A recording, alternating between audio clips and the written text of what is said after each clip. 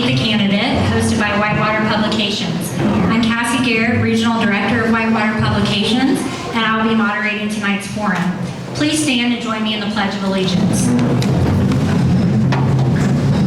I pledge allegiance to the flag of the United States of America and to the republic for which it stands, one nation, under God, indivisible, with liberty and justice for all.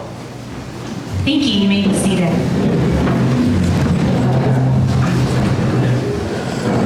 Our first race will be candidates for House Representative District 55. John Moton, Lindsay Patterson, Curtis Ward, and David Welsh. Please join me.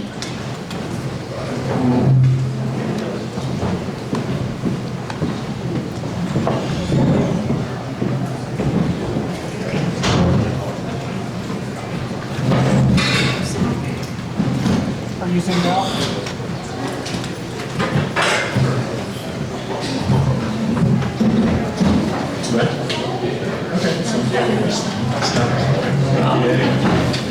Welcome District 55 candidates, and welcome everybody to the meet and greet. Upon arrival, candidates drew numbers to determine the order in which candidate questions will be answered. Mrs. Patterson drew number 1, so she will begin, and then questions will continue after that, with Mr. Ward starting with the next question, and so on and so forth. Candidates will be given a time limit for each question. I will provide 30-second and 10-second warnings on questions with a time limit of 2 minutes or longer. I ask candidates to respect the time limits to enable as many constituent questions as possible. Candidates are requested to not interrupt or speak during another candidate's turn. You guys ready? All right, Lindsay, the first question will be for you. Please introduce yourself and state the top 3 issues your campaign will focus on. 1 minute. My name is Lindsay Patterson, and the top 3 issues that one of them is the drug issues that are plaguing all of the communities within District 55. I am very strong with being pro-life, so that's a big thing for me is abortion regulation.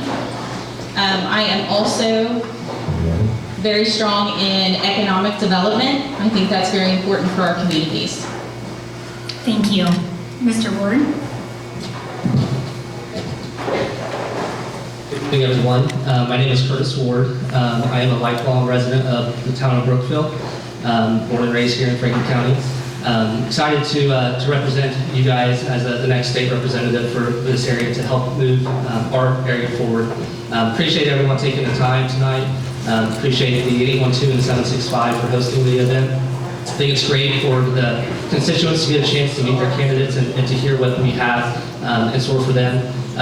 The biggest premise of my entire campaign focuses around moving this area forward by promoting economic development, by promoting broadband expansion, and protecting family farms. Thank you.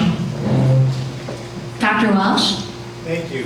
Thank you for having us here tonight. This is really important that the voters get to learn about us so that we can better serve you. The 3 main tenets I've learned that I think needs to be stressed: schools, business, public health, and safety.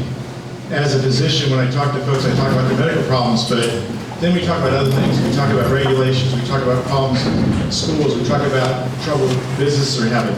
Public health and safety. As a surgeon, I can't take care of folks until the EMS gets them there. They can't get those folks to me until law enforcement secures the scene. So it's all tied together. And to try to help all those areas, I agree that broadband needs to be increased, strengthened, stability. I did classes at Ball State. 10 seconds. Class at Ball State, I learned how an unstable internet can hamper things. And we can help schools, business, public health, and safety if we help with that area. Thank you.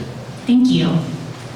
Mr. Moton? Thank you all very much for the opportunity. My name is John Moton, Batesville, Ripley County Republican Party Chairman, and Southeastern Indiana Regional Director for the Office of U.S. Senator Mike Braun. Top issues. My campaign is all about freedom and opportunity.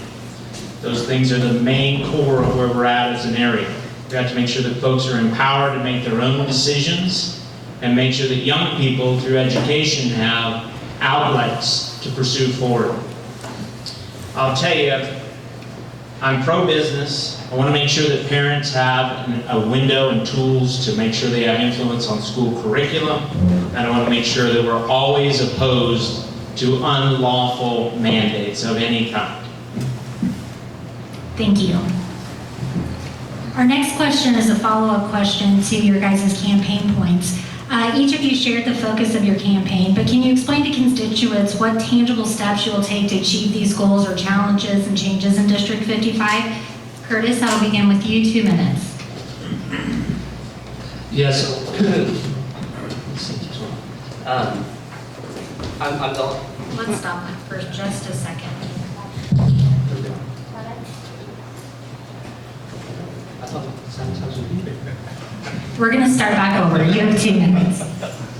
So I'm the only one that's running for District 55 and serving an elected role. I understand that there's a lot that politicians or candidates will promise during their platform, and some of which they intend to do, a lot of which they really don't understand. As an elected official, I realize that there's a lot that we really would like to accomplish that we just simply cannot due to red tape, state guidelines, etc.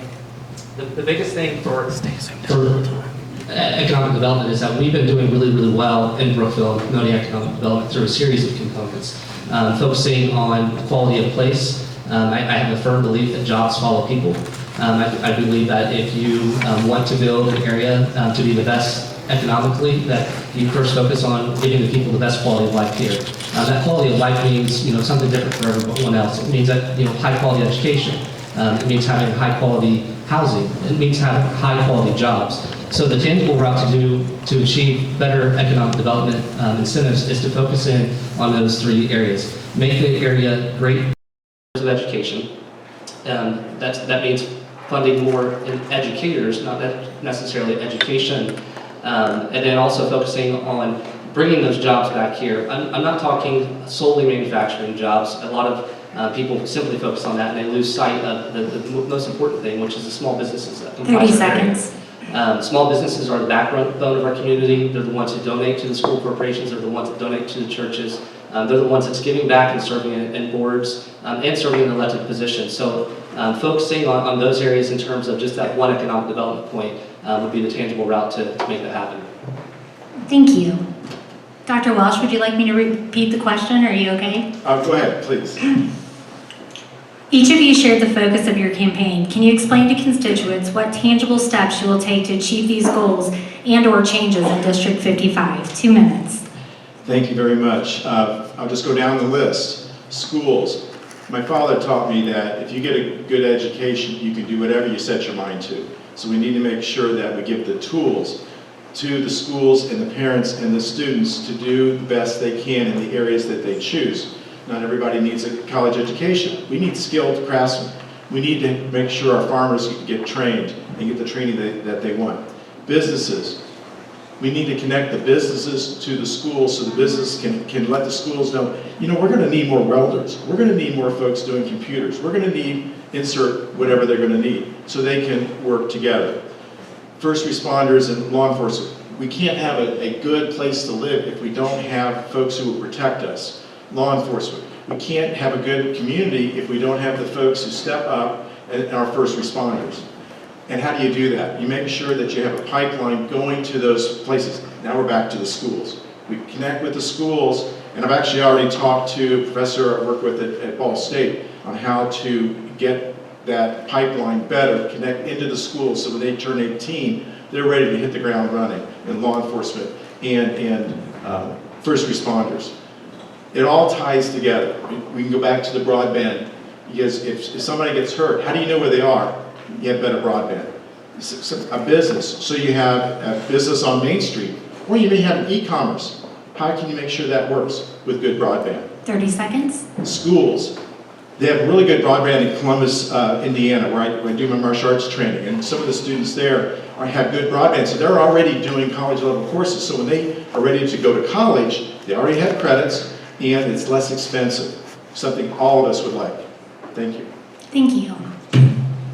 Mr. Moton, would you like me to Thank you. repeat the question? I think I'm good. Thank Okay, you. go ahead, 2 minutes. So as we talked about before, I mean, the focus of my campaign is about freedom and opportunity, and those core values for me are always about being pro-life and protecting innocence from from conception to natural death, and also protecting the Second Amendment. Those are natural, inherent rights that we have because God created us in His image.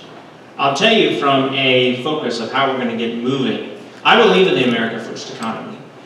It's important that we support business and agriculture and domestic energy. I mean, at this moment, when you go to the gas pump, it's what, $3.80, $3.90, $4 more? I mean, it's hard to make your bills when you can't even put fuel in your vehicle. Those policies matter. That means when we look at things like taxing at the state level, you know, at the moment, most of us here are going to get a check back from the state, which is our money, right? They always pretend like it's their money, but it's really our money. But we need to review that. What does that look like? You know, how many dollars do we really need to capture if the state is able to give back money regularly? We have to look at those things. I'll tell you too, from a business standpoint, I'm the only candidate in this race that's endorsed by the Indiana Manufacturers Association. Their members are throughout our district, throughout the entire state, and these folks are entrepreneurs, enterprisers, creating opportunity for folks of a variety of different skill sets. A lot of good paying jobs, good taxpayers, good faithful people that go to church, pay their taxes, raise their children, take care of their personal responsibilities. I'll also say too, and in that focus, we talked about healthcare before, one of the big cripplers in terms of cost. We have to focus on healthcare pricing transparency at the State House. We have to give both the insured and the employers the ability to see what things cost, and folks should have the ability to check that. I know that's a tough thing. It's ambitious, but that's a part of making sure Indiana is in the best place it can be, especially when we're looking at a predatory federal government that's always coming after us. Thank you. The next question, what experience do you have that qualifies you for this position, and what makes you the most qualified? Dr. Welsh, we'll begin with you. Oh, I'm sorry. That's okay. Lindsay, I skipped right past you. I'm so sorry. Let me repeat that question first for you. No, I'm good. You got it? Yeah, I got it. Okay, Thank you. 2 minutes. Okay. So in dealing with the drug situation that's plaguing our communities, I've sat down with several organizations and talked to them about what needs to be done. And a lot of the people that I talk to, they actually are recovering addicts. So they know firsthand what's needed to be done to help with this situation. One of the biggest things is through faith-based programs or health-based programs and things within the prisons. So one of the biggest things is helping people while they are not numb. So while they're in prison, you can come in while they're sober and talk to them about different things, trying to get them the help that they need. Most drug addictions come from a trauma. So if you can treat that trauma while they're sober, the success rate is much higher. As far as abortion goes, that's very difficult on a state level because we can't actually, until the federal government gives it back to the states, there's not a lot that we can do besides regulate it. So that's a huge thing for me to be a part of that regulation, to cut down on the amount of abortions that happen in Indiana. As far as economic development goes, I think that we have the ability to get a lot of grants to do some wonderful things within our communities, and that's great. But a lot of times when that money is out there, nobody has anything to actually, nothing written up, like, hey, let's do this with it. And I know that that has come up many, many times, that people have ideas and they're shot down, or they don't want to take the time to write anything up to actually get those grants. So I think that would be important for our economic development, as well as the broadband. That's very important as well. Thank you.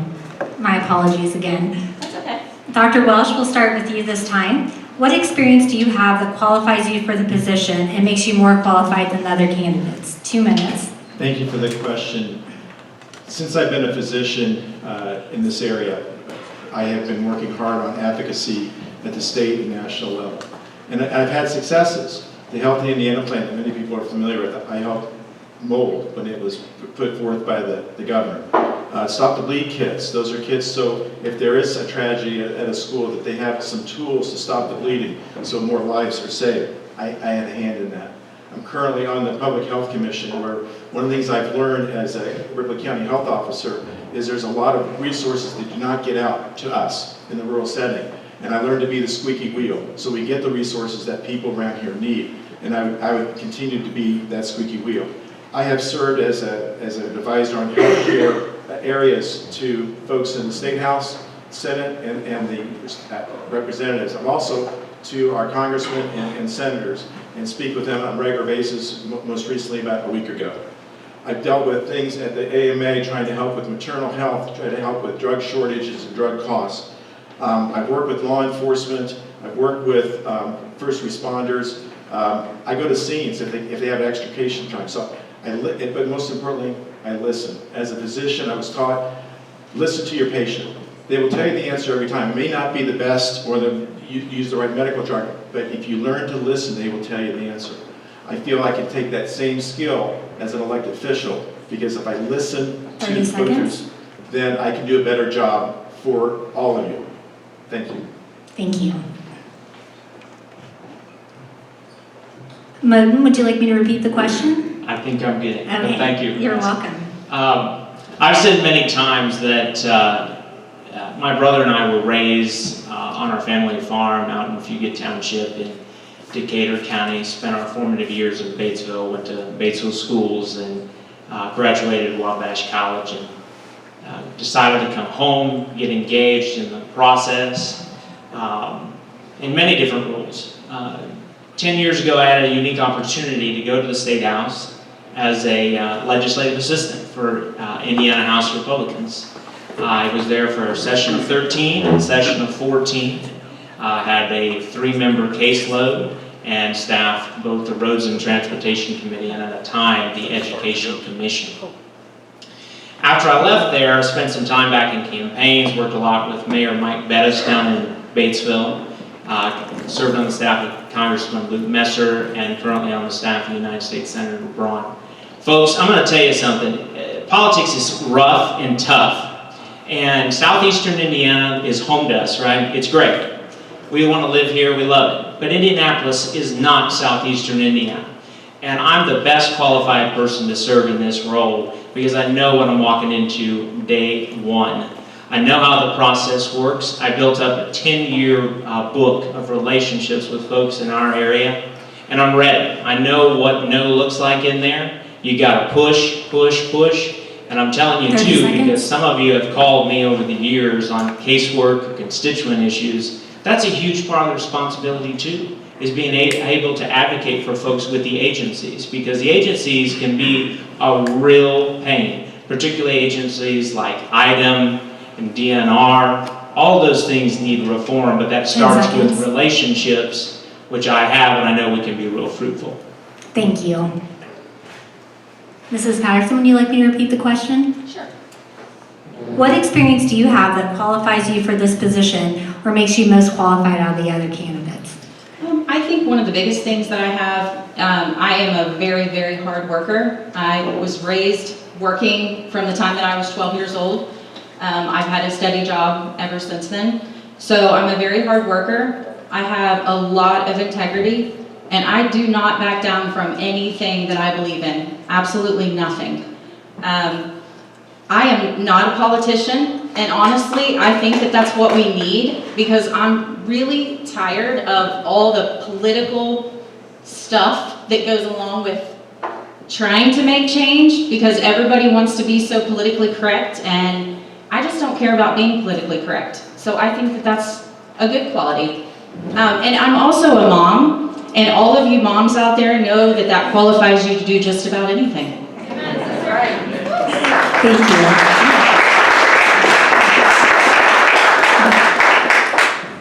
Mr. Ward, the next question will be for you. What experience do you have that qualifies you for this position? That's the same question. Oh, okay. Yeah. I know you guys are keeping a good eye on me, though. I appreciate that. What experience do you have that qualifies you for this position or makes you the most qualified candidate? I do agree with Lindsay. Moms are the toughest people out there, so kudos to all the moms, especially my wife Katrina, who's in here in the audience tonight. I do agree with John also. Politics is tough. And if John would have served in a local level, he would realize how extremely tough it is When you do that on a local level, you eat dinner with these people. You make a decision that has an impact on their lives, and you have to go to church with them. You have to sit at a school function with their kids. Those are the experiences that I would take to the State House. I've lived in this community my entire life. I graduated, I went to college, I graduated at the University of Indianapolis with my degree in political science. I love community development, I love community leadership. I chose to come back to our community, to live here, to work here, and to give back here. I didn't choose to go to Indianapolis. I didn't choose to spend my time and experience using my degrees at the State House. I chose to come back here and give to our local community. And that's the most important thing that I'm going to take to the State House. I'm going to represent you and represent what the community needs to move forward properly. We're going to grow our area of rural Indiana. We're going to bring back a focus on that. We're not going to focus in on the donut counties of Marion County. We are going to network and to deliberate with the other legislators and senators up there to get those initiatives done, because I am only one person and there's 100 legislators that have input as well. But those are the experiences that are really vital to moving our area forward. You have to live here, you have to know this area, you have to know the community, you have to know the people, and you have to do that more than living in Indianapolis and working up there for a few years. Thank you. Mr. Moton, you will begin the next question. As a state representative, you will be directly involved in the Senate bill process. And what bills in the 2022 General Assembly did you support, or the ones that weren't passed that you would have liked to have seen? 2 minutes. Thank you. Thank you very much. I'll respond to the question. Constitutional carry would be top priority for me. We talked about that before. I'm an AQ rated candidate, which is the highest rating that a candidate can receive from the National Rifle Association as a non-incumbent candidate in a race. I'd also support the initiative to eliminate CRT from our classrooms. I think that's imperative. You cannot teach children to hate each other because of qualities that they cannot control. And you have to empower parents, and I think that was an important part. I mean, every one of those bills up there can be messy, as many of you know, and can be a compromise in that direction. I would say as well the personal income reduction was important, although it is on a 7-year scale, which is a little bit disappointing. But those are measures that I talked about before, where we need to focus on what are we doing, because I think size and scope of government is paramount. I certainly would support bills for further reform of agencies and what the state does on a day-to-day basis. It's important. May I respond to the, will we have an opportunity to respond to comments or questions?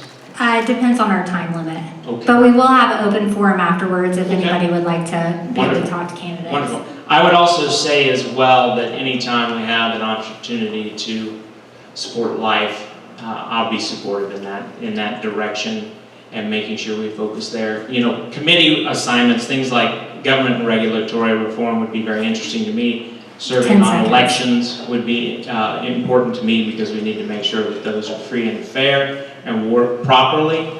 Make sure that locals have all the tools that they need to make sure that folks are confident that their vote counts every time they're in the process. Thank you. Thank you.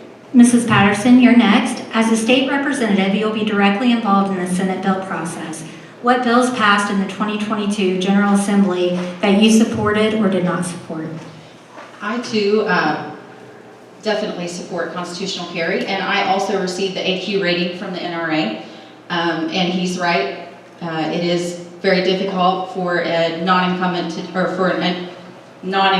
do that. I also support House Bill 1673, which it deals with the fire departments. So giving them a tax-deferred income benefit for being a volunteer fire department or fireman. It expands the use of relief funds to include assistance and materials for recruitment and retention, because I know that that's an issue right now, that some fire fire departments are seeing, that there's a decline in people that are wanting to get involved. So I know that I talked to Randy Fry, and he was talking about something that he worked on, and it was House Bill 1064. It's the Ivy Tech Scholarship Fund that they're giving to volunteer firefighters. So I think that's really important stuff, and those are the things that I definitely would have supported. Thank you. Mr. Ward, you're next. As a state representative, you will be directly involved in the Senate bill process. What bills passed in the 2022 General Assembly that you supported or did not? Thank you. Well, they took all the good ones, I think. No, the constitutional carry, or the lawful carry, as I think it's more aptly termed, is one of the most important things that they were able to get passed this year. I'm supportive of the Second Amendment. I don't believe that the government has the right to infringe on your right to bear arms, so I think that the state did a good job in responding to that, as 24, 25 other states now, which is really fantastic. I was also supportive of the Senate bill regarding the farming that would restrict foreign entities from being able to acquire farm ground. I think that is a concern that I've heard voiced from several family farmers, that there are government entities outside of the United States where they are purchasing large amount of farm ground, and that's something that we should all be concerned on. So the Senate did a good job in responding to that one. House Bill 1134, it was alluded to previously. CRT, I think every one of us will agree, and everyone in the audience would agree and should agree, that CRT should not have been involved and taught in schools. The 1134 was an attempt to solve a problem that created more problems for rural educators especially. So I would like the House and the Senate to reconsider that bill, but to amend it in a way that does not restrict rural educators from doing their job, does not encumber them with additional workload and restrictions. It would really support them rather than make them feel isolated and alienated. Legislators have to be careful when you're writing bills that you don't create more issues trying to solve a problem. And that's what I really hope to bring my experience in being an elected official, seeing the implications of laws that are passed down from the state, and making sure that the rest of the legislators are mindful of that. Thank you. Dr. Welsh, would you like me to repeat the question? No, thank you. Okay. First of all, I agree with my opponents about the concealed carry. We need to make sure that we protect the Second Amendment and do everything we can to protect each other. One of the things I think was important was actually the funding for FSSA. That funds the health care for many of our folks who can't afford it themselves, who maybe can't work. But I would have amended it to increase mental health coverage. I would have amended it to increase substance abuse disorder coverage. But I was happy about expanding the coverage for pregnancy. You mentioned the ladies earlier. Ladies who had kids know you're not back to your baseline after a month or two. So expanding the coverage for a year, I think, is a good idea. Tax break was mentioned. I think that's a good idea, but I don't think they went far enough. I think those tax money is your money, and I think you deserve to have not put as much out there and make sure we're more cost effective. Which gets to what would I do in addition? I would try to get the agencies to be more user-friendly. I think of Mitch Daniels, how he improved things in Bureau of Motor Vehicles when he was governor. We can do that.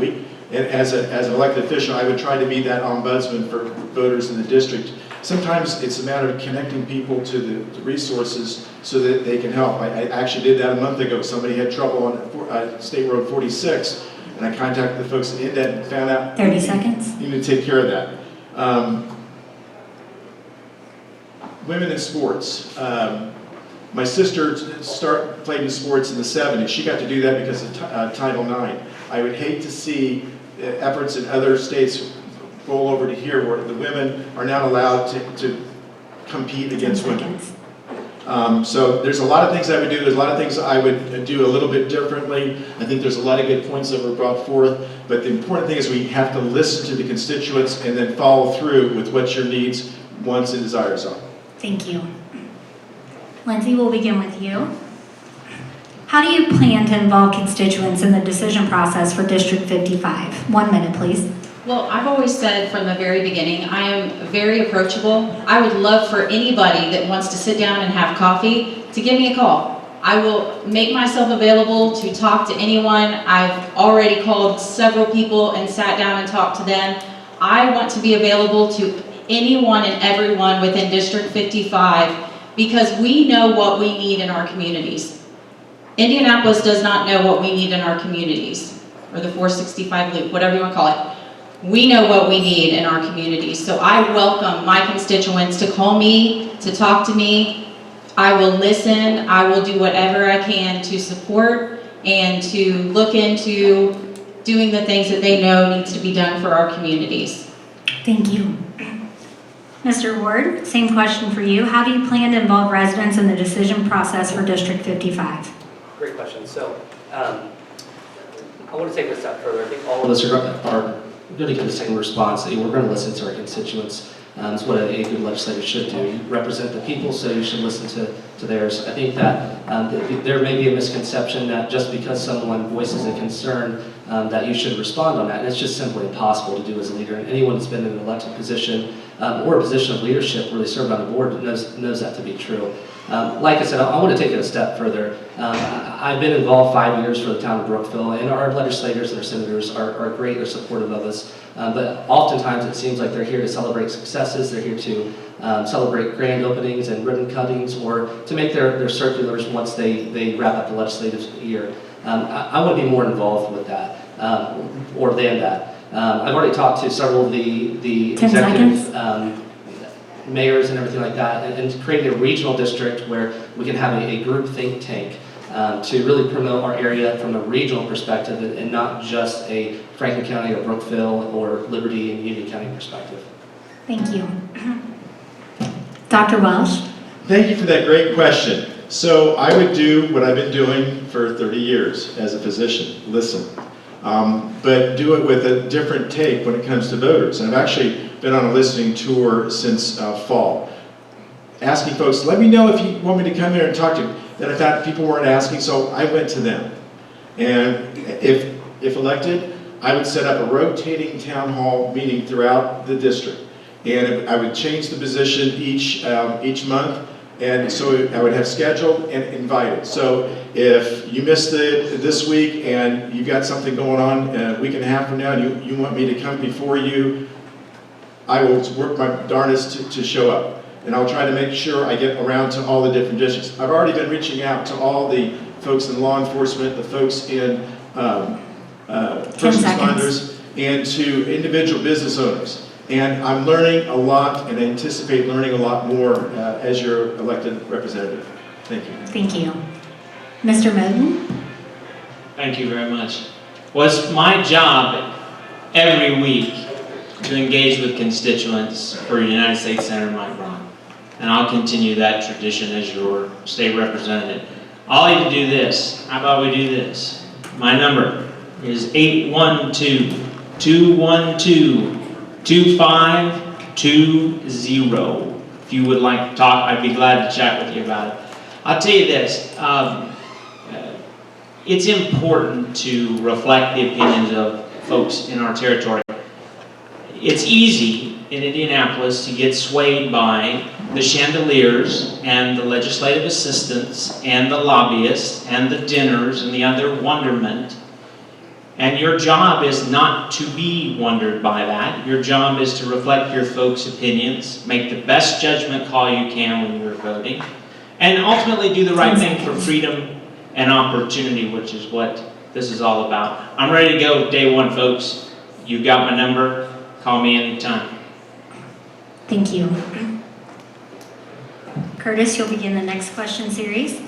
The expectations of public education and public educators have increased over the past 10 years, while the funding has decreased. What is your plan on education reform, specifically budgetary equity?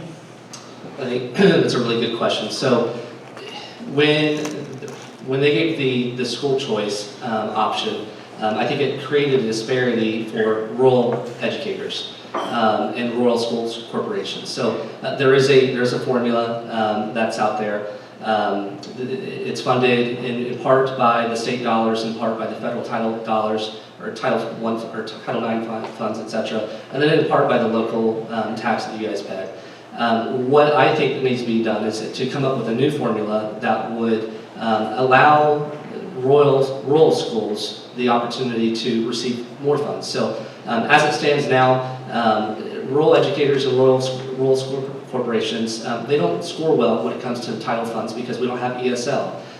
We're very non-diverse here in our parts of the state, so we receive less funding. That pot of money, follows and goes to the charter schools, which, I'm not going to disagree that it shouldn't, but in whole, that portion of that went to the charter schools has to come away from someplace else. And so when you have a declining enrollment, a declining population in our areas, it's a further problematic issue for our school corporations that they're left to solve. Furthermore, when a school has a building that they could sell for and make some money back, they can't because they have to offer that up for $1. We're facing that right now with Franklin County and some of their buildings. They have no option to do anything with them other than let a charter school come in and take over. So I think there needs to be a focus on how do we differentiate between a urban school and a rural school. They do that with Class 1, Class 2, Class 3 cities. They do that with other things. So I think that the state could do a better job in making sure that if you fall within a certain threshold that Union County or Franklin County 10 does, seconds. that you have a different type of funding model that makes it more equitable at that school corporation level, or the rural school corporation level. Thank you. Dr. Welsh, I'll repeat the question. The expectations of public education and public educators have increased over the past 10 years, while the funding has decreased. What is your plan on educational reform, specifically budgetary equity? Well, I like the comments you made about changing the formula. I think there's another way that we can do it in addition, is look at disparities in funding going especially to the rural schools. So whether it's in grants, whether it's connecting those schools with our higher levels of education, the state universities, for instance. I know when they were having trouble with schools in Muncie, Ball State stepped up and helped improve what they were doing there. That can be done with all of our state universities. You can adopt an area. First, I would sit down with our schools and say, okay, where are your gaps? What would help you? I don't want to be the person that, oh, you need A, B, and C. No. We want to make sure our kids get a good education. And what's the best way for that? Is it more in the career center, the vocational? Is it more getting people ready for a college degree if they want to? Is it connecting them for skilled trades? We need to find out what you want for your kids and what your kids want, and we need to address it. And then we need to figure out how do we pay for that, because as I mentioned earlier, my father and my mother stressed education was key. Get your education, they can take anything away from you, but they can't take away your education. And with your education, you can do anything. You can do anything you want to do. And I want to make sure we empower our parents, we empower our students so they can do that. And we need to make sure that they get the education so that they can do whatever they choose to do. Whether it's law enforcement, whether it's first responders, whether it's going into the military. There's so much that we can do. We can connect with the libraries. One of the things that was kind of neat in Batesville is I go to the small Batesville library, but I can connect to all the libraries in the state and get a book sent to me if they don't have it on their shelves. We can do the same thing with schools. If you don't have a robust 10 business, seconds. Maybe they do over in Lawrenceburg. Maybe we connect those students via Wi-Fi to that really good physics teacher at the high school level, or even get a college level physics teaching our high school kids. Thank you. Thank you. Mr. Moton, would you like me to repeat the question? I think I'm ready. Okay. Thank you. You're welcome. Thank 2 you very minutes. much. As a state, and as all of us as taxpayers, I mean, more than 50% of all of our dollars go to education of some sort, whether it's pre-K to 12 or it's post-high school training.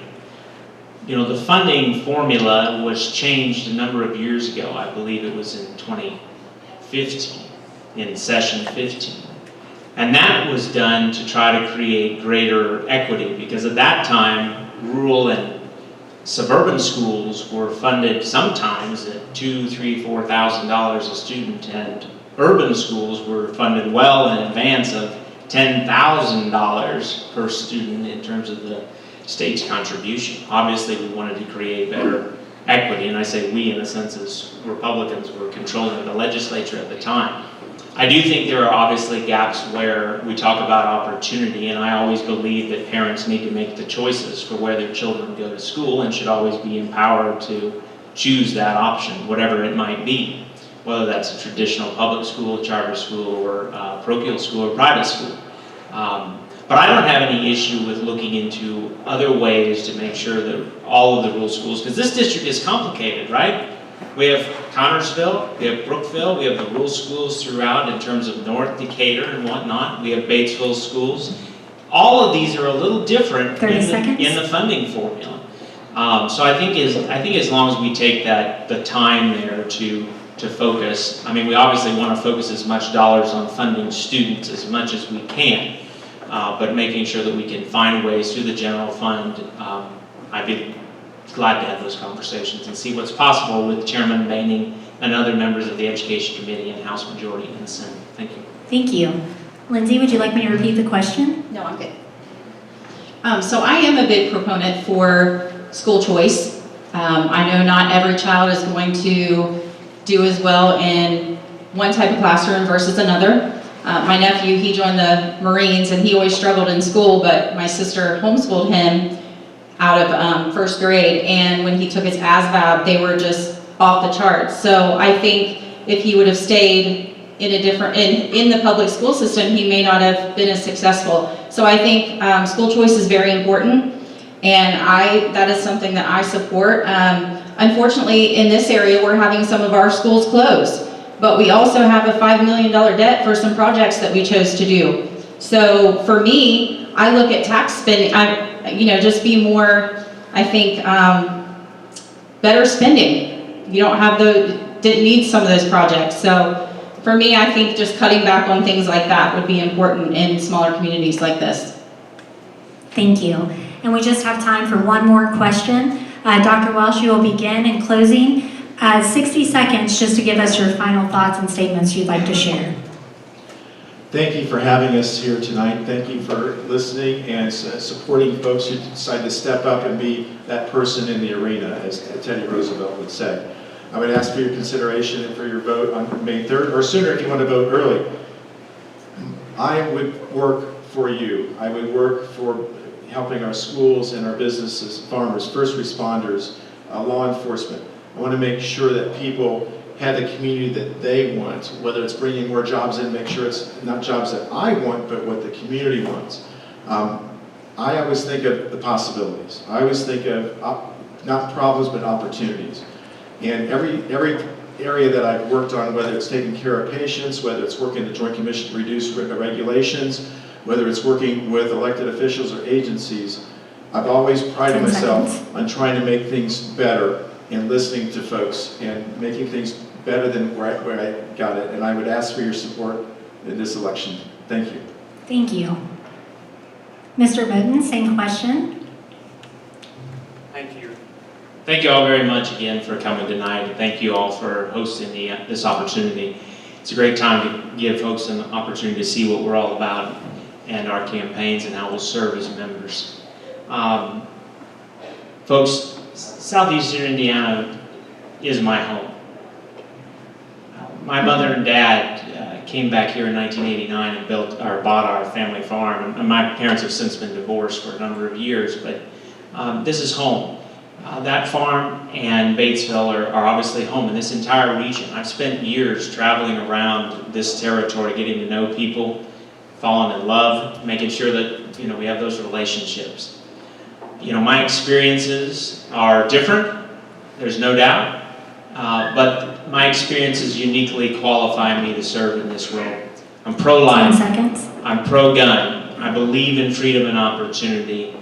I'm ready to support the America First economy. I oppose unlawful mandates, and I'm ready to serve day one, and I appreciate your support on May the 3rd. Thank you. Thank you. Mrs. Patterson? So just so everyone knows, and I made this clear, I'm not always going to have all the answers, but my promise is to always seek them and to listen and try to figure out whatever I don't know. My promise to Southeast Indiana is not to make promises that I cannot keep, and to keep the promises that I do make. I will be there as your voice. I will always listen to your concerns. I will stand firm for all of Southeast Indiana, and I will treat everyone in District 55 with the respect that they deserve. That is my promise. I hope that when you get out on May 3rd that you'll think about me and put in a vote for me. Thank you. Thank you. Mr. Ward?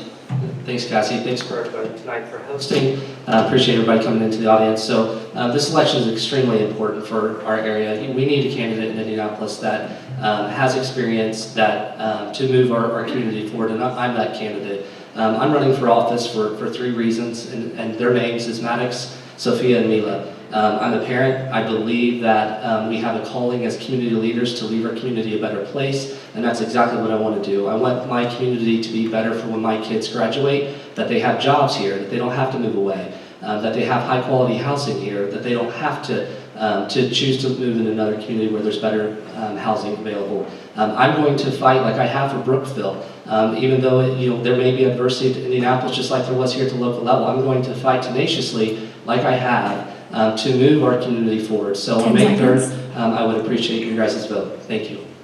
Thank you.